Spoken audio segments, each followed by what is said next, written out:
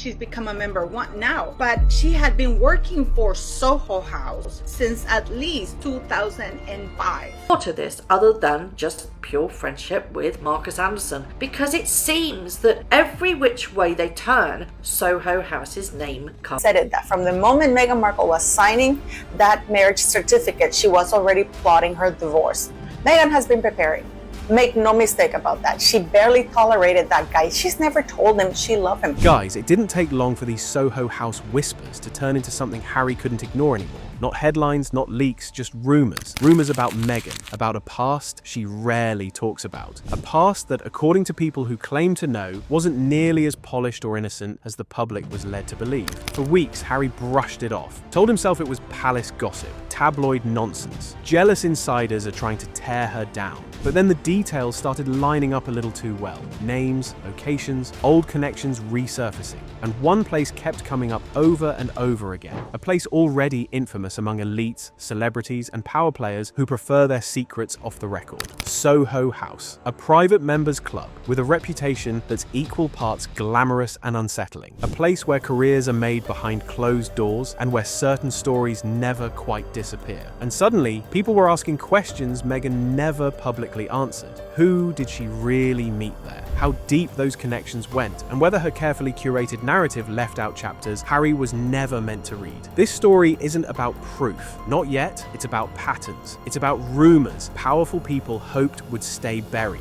And it begins with a woman whose past may not be as distant as everyone thought, and a man slowly realizing that the truth he was given might only be part of the story. So, stay with me, because once we start pulling on this thread, things get very uncomfortable, very quickly. You wonder what on earth Harry thinks of all this. Is he quite happy that this relationship has been instilled in Meghan and Marcus from the very... So, guys, the story, at least as it's being whispered online, begins with Prince Harry, a man many believe was searching for stability, devotion, and a kind of love he'd never fully had. What followed, according to growing speculation, wasn't a single shocking revelation, but a slow, unsettling realization that parts of Meghan Markle's past may not have been as distant or irrelevant as he once believed. It didn't start with a scandal. It didn't start with proof. It started with a detail. Roughly 3 weeks after a series of old yacht photos quietly resurfaced online, rumor has it that one image reportedly began to linger in Harry's mind. Not because it was dramatic, but because it felt off.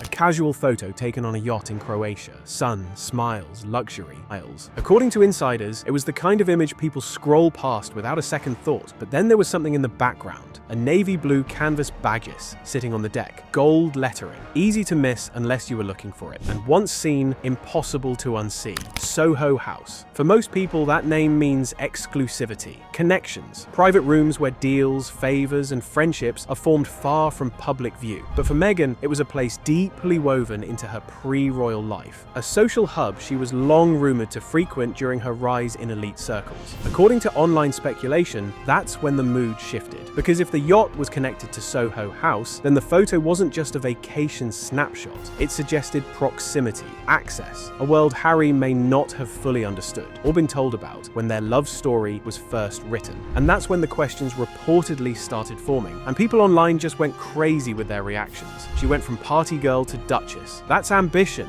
I'm not mad at her. How didn't he know what she was? The palace would have done a background check.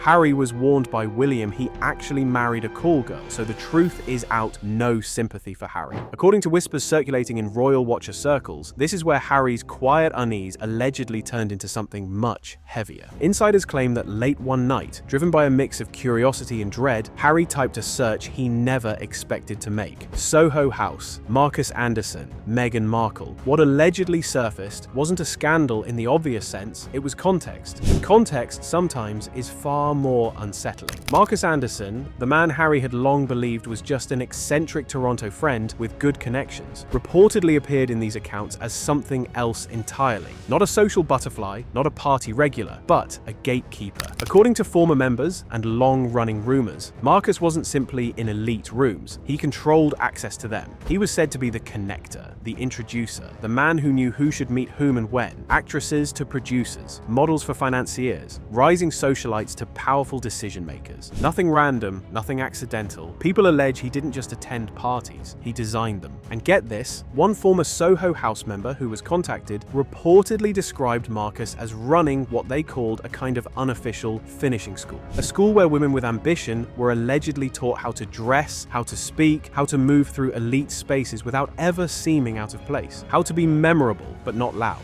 interesting but never threatening. Access was the currency, and Marcus, according to these claims, controlled it. What reportedly shook Harry the most wasn't the theory itself, it was the timeline, because Marcus had been present at countless high-profile events over the years. Events Harry himself had attended, always nearby, always connected, always watching from the edges of the room. And according to the same sources, Meghan hadn't stumbled into this world by accident. She had been part of it long before Harry ever entered her life. If true, and that's a big if, it reframed everything. Not as a fairy tale that began by chance, but as a carefully navigated ascent through a world built on proximity, perception, and power. And once that possibility enters the mind, insiders say it's very hard to silence the question that follows. Is Harry and Meghan's love story one of fate, or was Harry simply the final room she'd been prepared to walk into? And this is where, according to people close to the situation, the doubts allegedly stopped being abstract and started becoming impossible to ignore. Sources claim Harry had long wrestled with a quiet, nagging question he couldn't quite silence. How did Meghan afford all of this? The constant international travel, the designer wardrobe, the private clubs, the luxury hotels. Soho House memberships span multiple cities across Europe and North America. On paper, the math didn't work. Her publicly known income at the time, a supporting role on a cable TV show, simply didn't align with a lifestyle that looked more like old money than early hustle. And according to insiders, once Harry finally asked the question out loud, the answer he allegedly received only deepened the unease.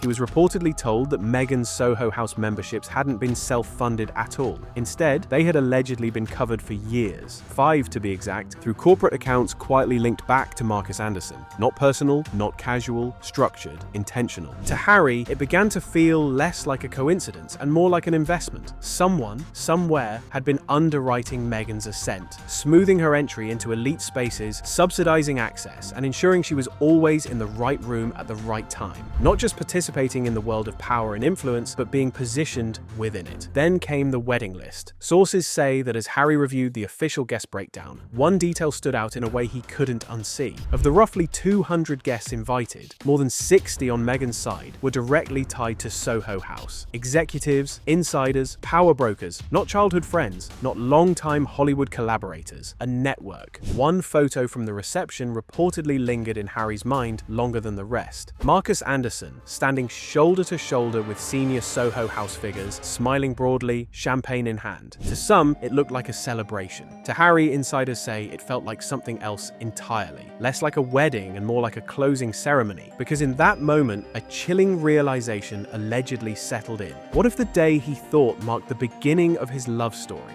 was also the culmination of a plan years in the making? And once that thought takes root, there's no easy way to unthink it. And here's where the irony reportedly cuts the deepest. According to multiple reports, before Harry and Meghan's engagement was ever announced, Harry had already been warned repeatedly, and the warnings didn't come from tabloids or strangers. They came from his own brother. Sources claim Harry received a series of voicemails from Prince William that he chose not to return. In those messages, William allegedly urged him to slow down, saying palace security had flagged concerns during routine background checks. Deep ties to Soho House. Marcus Anderson's reputation as a gatekeeper who didn't just mingle in elite spaces, but placed people inside them. Photos of Meghan appearing alongside men from Harry's extended social and aristocratic world, years before they ever met. William's warnings, according to those familiar with the situation, weren't emotional. They were clinical, measured, almost procedural. He allegedly emphasized that Marcus wasn't on the fringes of Harry's world. He was already woven into it. That Meghan's proximity to power didn't begin with Harry. It predated him. At the time, Harry brushed it off.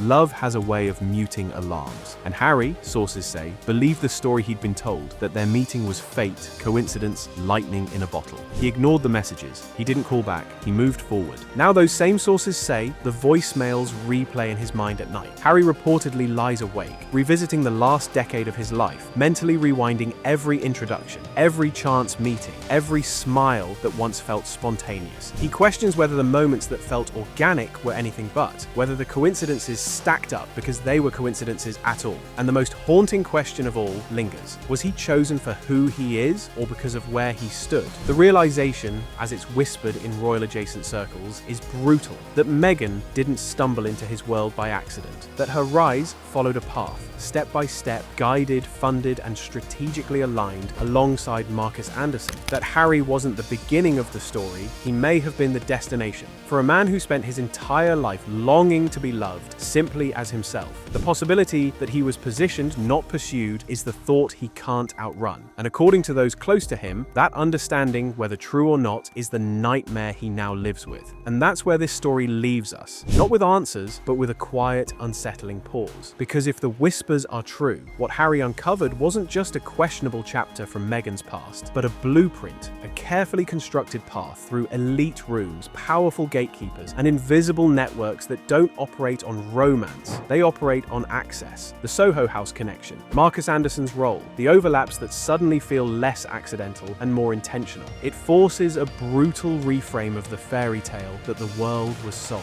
What Harry is left with, according to those close to him, isn't rage, it's something worse. Doubt. Doubt about when love began, where strategy ended, and whether he was ever chosen as a man or selected for a position. This isn't just about Meghan, it's about how power really moves, how influence is cultivated behind closed doors, and how the most public relationships can sometimes be shaped by forces no one sees until it's far too late. Because once you start pulling at that thread, the parties, the introductions, the timing, you can't unsee it. And the most chilling part? If this was all part of a larger design, then Harry didn't lose a love story. He woke up inside one that may never have been his to begin with. Anyways, what do you think about this whole drama? Let me know your opinions in the comments. Till next time, bye.